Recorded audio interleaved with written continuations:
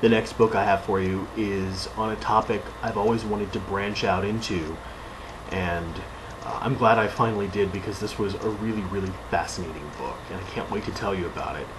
This is Writing History, Writing Trauma by Dominick LaCapra. And as I said in my last video, you also saw this one in my academic book haul. But I read it, and really, really, really good. Dominick LaCapra is a Cornell historian concerned with history, but more with historiography, and especially how traumatic experiences, which he also refers to as limit experiences, how those relate to historical writing.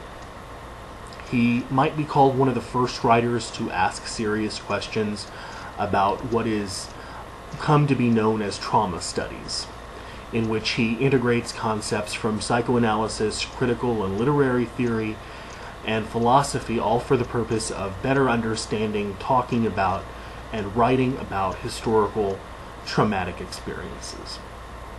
Because of the way this book is constructed, it's a series of 5 essays in addition to one pretty long interview.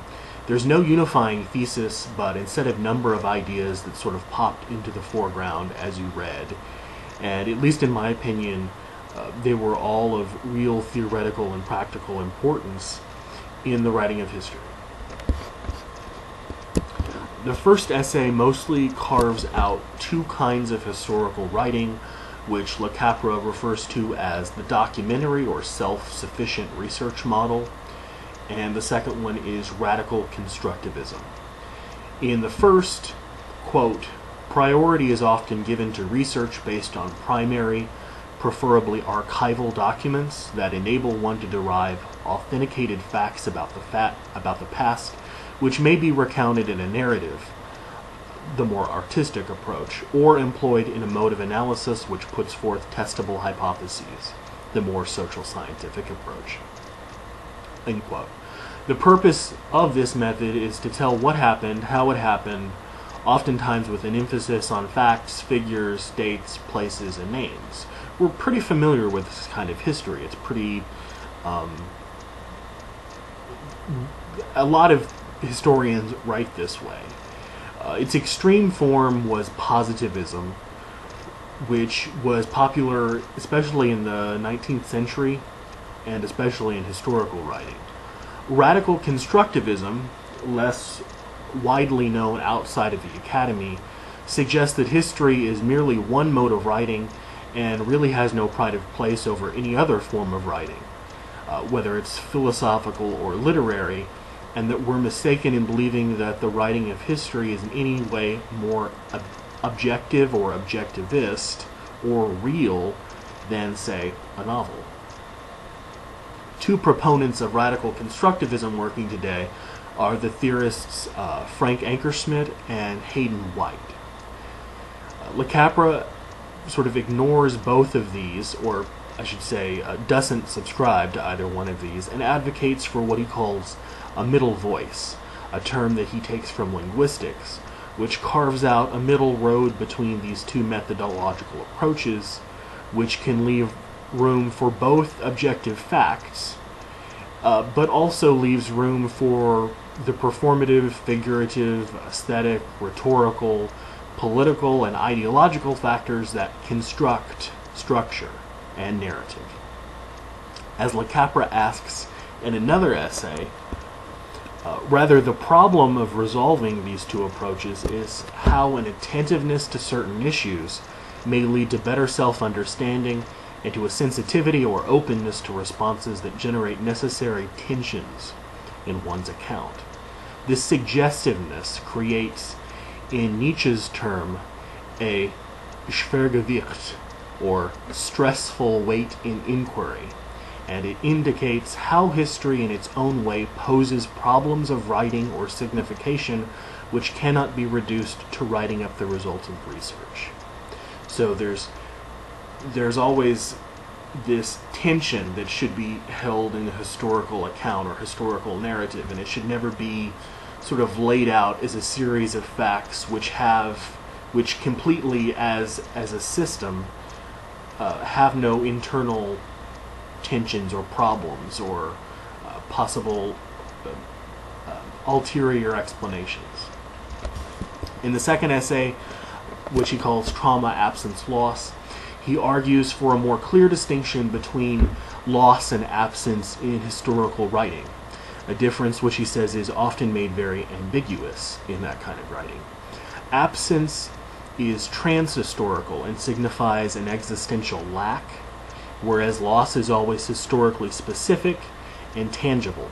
Something is always taken away or let go. Therefore, loss always entails absence, but not always vice versa. He says, "My contention is that the difference or non-identity between absence and loss is often elided, and the two were conflated with confusing and dubious results. This conflation tends to take place so rapidly that it escapes notice and seems natural or necessary. Yet among other questionable consequences, it threatens to convert subsequent accounts into displacements of the story of original sin, wherein a prelapsarian state of unity or identity, whether real or fictive, is understood as giving way through a fall to difference and conflict." In other words, just to simplify that idea a bit, ignoring or not recognizing the difference between loss and absence in historical accounts can exacerbate historical traumas needlessly, and thereby creating extra unnecessary tensions in those accounts, which often could result in violence. Another essay, which he calls Perpetrators and Victims, is in many senses an extended criticism of Daniel Goldhagen's book, Hitler's Willing Executioners, which was quite controversial when it came out in the 90s, I think. LaCapra raises questions as to what the real task of the historian is and what it's not. Is the job of the historian to attempt to completely identify with the victim of traumatic limit events, or to stay completely and coolly objective? This is different but slightly related to the distinction between the two kinds of historical methodology outlined above. It'll come as no surprise that LaCapra supports a mediating path that attempts to both integrate empathy and concern for the victim, but also a willingness to see how their accounts factually accord and sing in tandem with the accounts of others. In a couple of the essays, LaCapra discusses another important distinction between what he calls acting out and working through. In acting out, a person or society revisits the site, which is not always a physical place, or trauma over and over and over again, because they're unable to come to terms with it.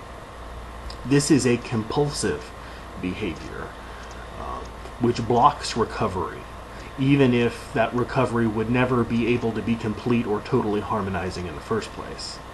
Though he doesn't explicitly say this in the book, I would imagine two examples would be Nazi sympathizers in modern-day Germany who are still upset 70 years on about the Allied victory in World War II. Or another example might be modern-day Americans who sort of historically fetishized the South and their affiliation with it, proudly flying their Confederate flags and denying that they ever lost the Civil War. The other kind of relationship to history, since acting out isn't really a form of resolution at all, it just sort of, like I said, it's a compulsive behavior, is what he calls working through. And this involves a certain distance from historical trauma. Instead of seeing yourself completely in the historical trauma, you're able to, in some way, distance yourself from it, and therefore look at it with some perspective. And he thinks that this will eventually allow for the possibility of healing acceptance and political progress and or reform. And while these two aren't mirror images of one another, I found them really useful in thinking about trauma studies and historiography as a field, and the problems of writing history on a theoretical level. Well, one of the looming themes running through the essays is that historians need to realize and reckon with what LaCapra refers to explicitly borrowing language from Freud, and you could probably tell he was already borrowing language from Freud when he talked about compulsive behaviors. He talks about this concept of transferential implication in history. And all he means by that is that, focus on the second word, we are implicated in the act of history, and therefore we are implicated in the writing of history. History isn't something that we can separate ourselves from. When writing it, it is necessarily something we implicate ourselves in. While objective facts do exist, the objectivism of positivism and the self-sufficient research model have wholly failed to admit this. This, along with their lack of affect toward victims and sensitivity toward kinds of narrativity, largely account for their failure, for its failure as a methodology. This is a really, really superb book whose only weaknesses are due to its lack of cohesion as a unified argument or unified narrative. But then again, given what LaCapra is trying to say here, he may have intended that as an effect instead of a mistake. If we're lucky, we're always working through history.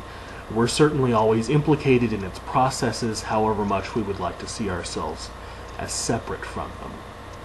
There's some wonderful ideas in here that any intelligent students of history inside the academy or otherwise should definitely be exposed to, especially if you're a graduate student thinking about teaching and researching and writing about history. Writing History, Writing Trauma by Dominick LaCapra.